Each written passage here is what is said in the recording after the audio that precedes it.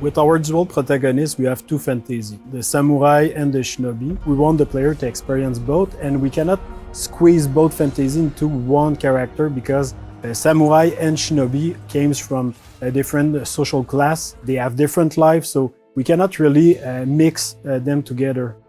The historical character of Yasuke presented a really exciting opportunity for the narrative team. We approached it in the same way that so much of the work is done in Assassin's Creed, which is really in terms of research and history first. Not a lot is known about him, but what we did know, or we do know, is that he arrived in Japan in 1579, right when our game starts.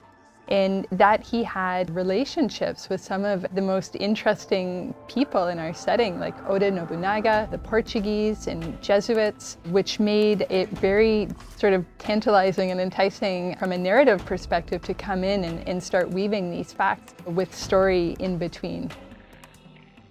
The more we read about the character, the more he was inspiring for us. He's a foreigner discovering Japan, and we thought it's the perfect fit because he's discovering Japan and you are discovering Japan also.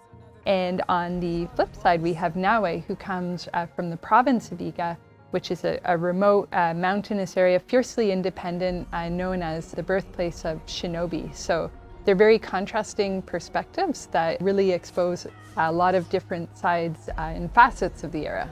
When Oda came, he completely destroyed Iga. You have Yasuke and Oda that coming to destroy the shinobi. So it can kind of create this interesting tension between two characters. We were able to connect her to the province of Iga and the legendary Igan shinobi historical figure, Fujibayashi Nagato, who's her father in the game. So we understand why she has the skills that she has and the values that she learns from her father in the people of Iga, which are valor, benevolence, and wisdom. And as a young person still at the start of the game, we get to see now we acquire even more of that wisdom as the story unfolds. And if you ask anybody, it's super clear that samurai will be combat heavy and a shinobi will be stealth heavy.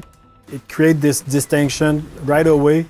Yasuke can fight with all his advantage, his stature, like he's a big guy, he can break door, he can fight multiple enemies, he can break armor. Compared to Naoe, like her character and their outfit, it's really about being stealth, being unseen. She's the only one with the hidden blade, so they have clear advantage that put them into the stealth and the combat, even if they can do a bit of both. They're a really great pair together because on one side we have Naoe, who's very intense and passionate and determined woman who is very set on her goals. She's kind of got her heart on her sleeve and she'll say what she feels in the heat of the moment. And this intensity that she brings as a shinobi, but that she also brings to her relationship. And this balances very well with Yasuke, who is sort of a thoughtful, level head to Naoe's fiery passion.